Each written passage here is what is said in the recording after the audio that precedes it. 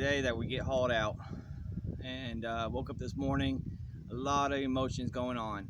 I'm excited, I'm nervous, and man, it is going to be a great day though, because we got this beautiful sunrise right behind us.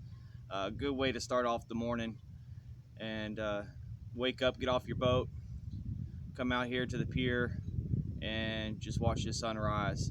So having this as our backyard is amazing, and look forward to getting her seaworthy, getting her out there, sailing with her, and taking you all along. We get prepared to get a lot of stuff that we have to tighten up before we do that. So here we go, guys. Get ready. We are getting some amazing help from the crew and some friends we have met since we've been here at Green Cove Springs.